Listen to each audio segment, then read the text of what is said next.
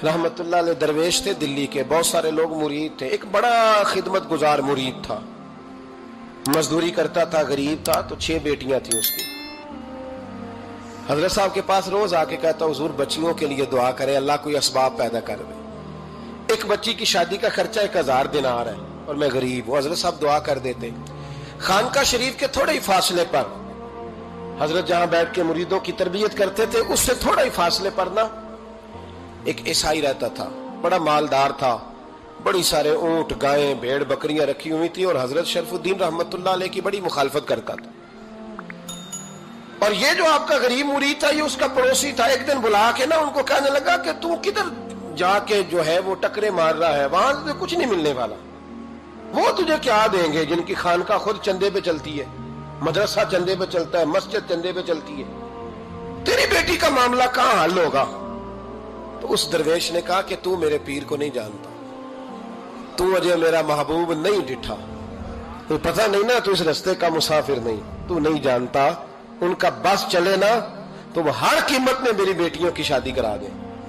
अब वो ईसाई था, कहने लगा अच्छा चलो ठीक है, अगर इतनी बात है ना तो जाओ उनसे जाके कह दो कि 6 साल के लिए मेरे साथ मुआहदा कर ले, वो मेरे जानवरों को चारा डाल दिया करे, 6 साल ड्यूटी करे, मैं 6000 दिनार दे देता हूं। वो मेरे साथ 6 साल मेरे जानवरों को चारा डाले रखते हैं ना, अब चारा डालने के लिए एडवांस पैसे दे के।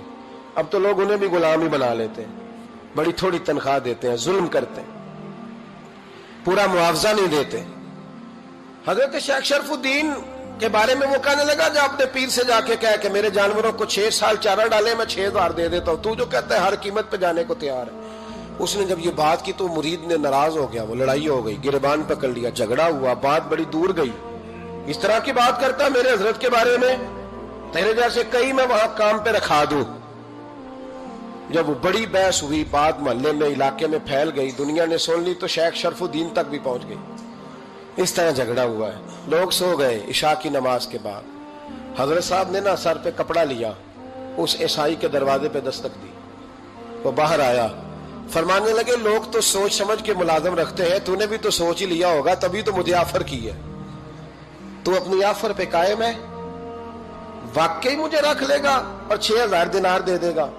कहने लगा जा बाबा काम कर अपना। फरमाया नहीं, तूने इतने लोगों में बात की, इतनी बहस हुई, तो कायम है? कहने लगा मैं तो कायम हूं, पर आपने नहीं कायम रहना।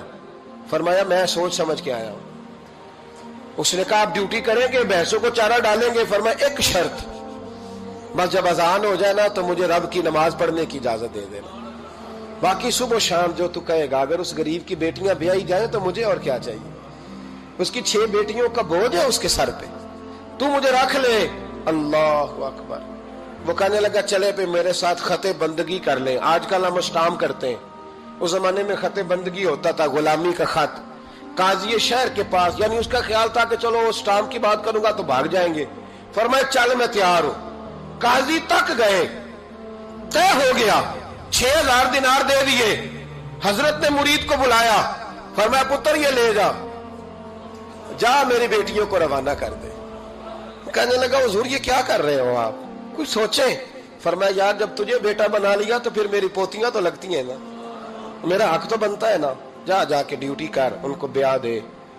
बात फैल गई, बादशाह भी अकीदतमंद था, वो 12000 दिनार लेके पहुंचा। क्या बताऊं इन रब के बंदों का दिल कैसा होता है, क्या दर्द होता है, क्या रंग। 12000 दिनार लेके बादशाह आया और आके हजरत को पेश किए, का हुजूर आप दें इस ईसाई को, डबल दें और जाए काम करें। आप फरमाने लगे तू पैसे दे, शर्तें ना लगा, मेरा जहां दिल करेगा मैं खर्च करूंगा।